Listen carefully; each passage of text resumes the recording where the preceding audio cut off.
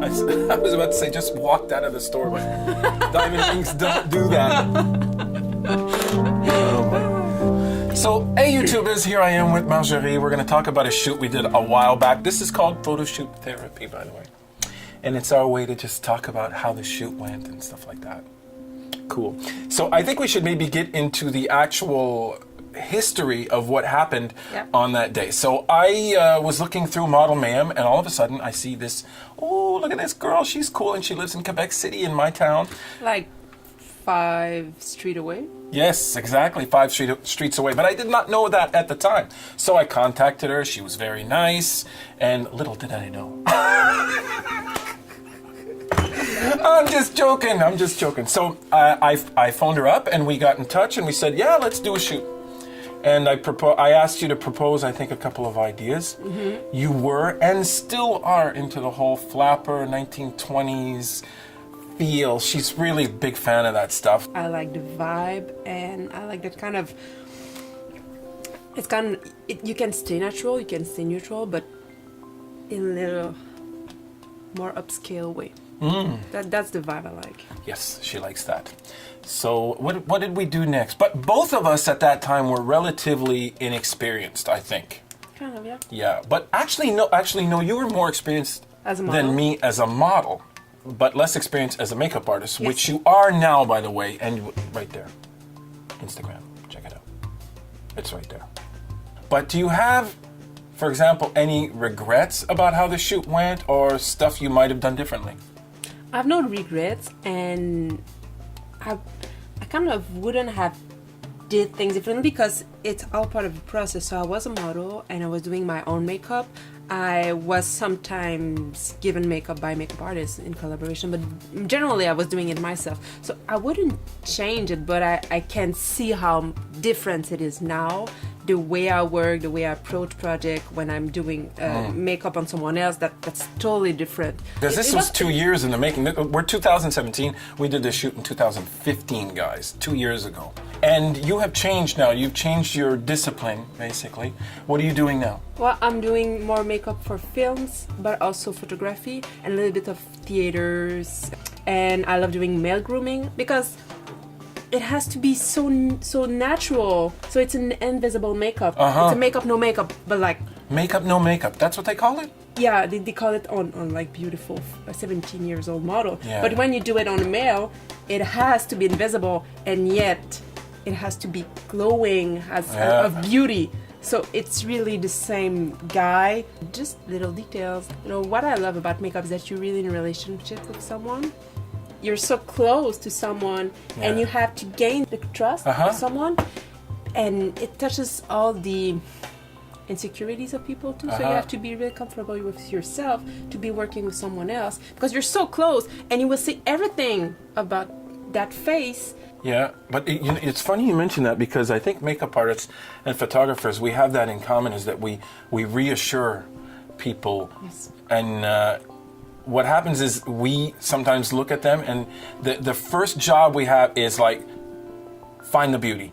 Find the beauty, find the beauty, find the beauty. You have to go find that beauty. And it is true that it is reassuring and it's definitely rewarding. Yes. When I can deliver a photo where the person says, oh my God, I have never looked that great in my life. And yet they look like themselves. And that is the most amazing thing. I'm taking care of someone. Yeah, and I'm doing everything I can to make them feel beautiful and to make them beautiful. So makeup is good for my mind, for my brain, because you have to be so technical, you have to be so strong on everything, but yet it's also good for my heart because I'm taking care of people. Oh yeah. I mean, when you see that smile, when somebody looks in the mirror and they've just gotten their makeup job done and they go, oh, that's me, man. And from the beginning to the end, when their shoulders are super like that. Tensed up. Tense, yeah. And at the end of the makeup, you see that slowly they gain trust. Yeah, and they feel let go. Better. It is very, very cool. That's cool. Yeah. And so we can parallel that with the actual shoot we had. So I just want to talk a tiny bit about my regrets on that shoot.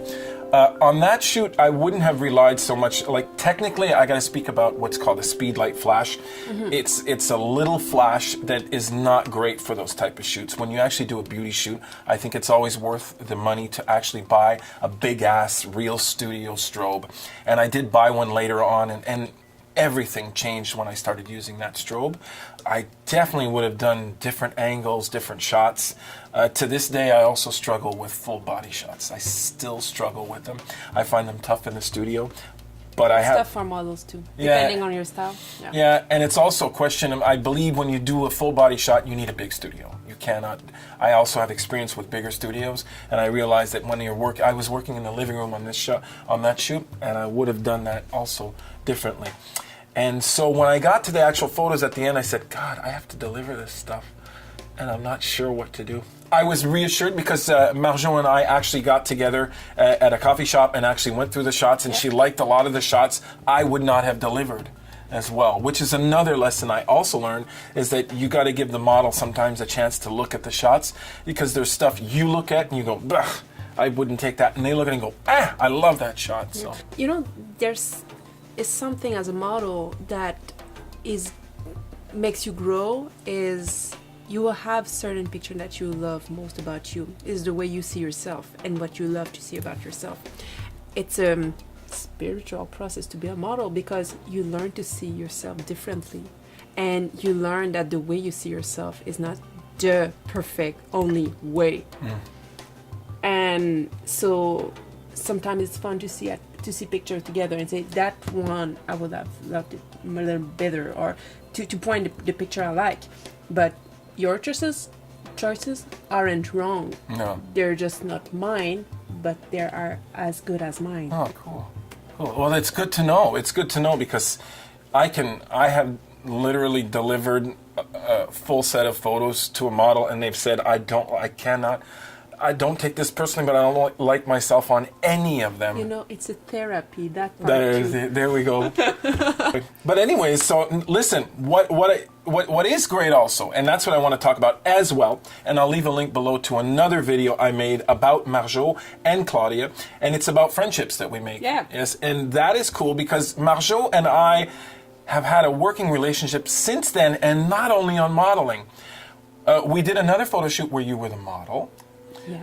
But we also, outside. you also came to me and approached me with a couple of projects, and we did some photo shoots on those, and those went really well. Yeah, because they were actresses. Yes, they were actresses. My favorite. And Marjo was the makeup artist on those. Makeup and hair. Makeup and hair. You also did hair on that. Yeah. You guys, Instagram, website above. So we did 3 other projects together. Yep. Claudia, Annabelle. And Claudia. Yeah. Claudia was a very good example. Marjo left that photo shoot. She said, I don't want it. I don't even want anything from this. You didn't say that, but I had that feeling. I had a general sense that there's nothing much here. And then when I showed you the shots, she said, that's actually pretty nice. Yeah. Okay. Anything else you want to say about that shoot? The one I was makeup artist, or the one I was model? Model. My hygiene practice art. Now here's where French and English kind of confound. But hygiene practices, it's definitely bad to say. Because most of the time that means your capacity to wipe your ass. Oh, that's what it, yes. So okay. It means how clean you are, like your personal hygiene. Okay. So maybe you should use another term. Yes. I didn't even know that existed, that you can transmit diseases through makeup. So what you're saying is that your general cleanliness in your makeup practices is... because I know more. Okay, because so you pride yourself on that. Yeah. Okay. Yeah. There you go, and I did not know that. Yeah. Marjo, it was a joy having you on the show. And you know what? I have this, which is a 50mm Nikkor, and it's quite a cool lens. It's from 1974 on the vintage theme. And I have this, which can actually adapt the thing onto it. I have a ring light upstairs. Do you feel like taking a couple of shots? She's gonna take shots. Let's go take some shots. Woohoo! All right.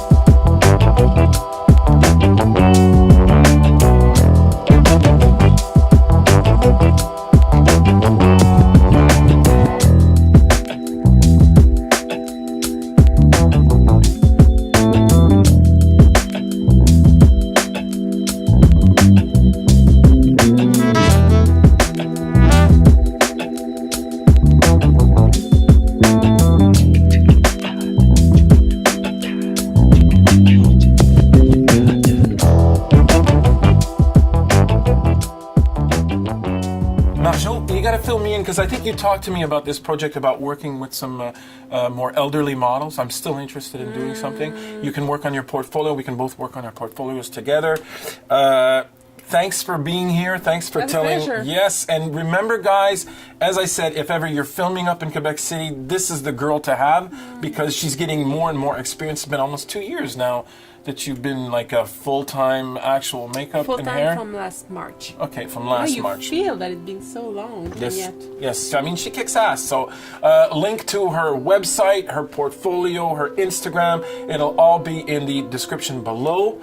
Follow me on Facebook, Twitter, Instagram for my high-quality stuff. Check out Behance. If you like this video, don't forget to click the thumbs up at the bottom. If you want to keep if you want to keep in cahoots with what I do, subscribe. And don't forget, everybody, keep on making something From nothing.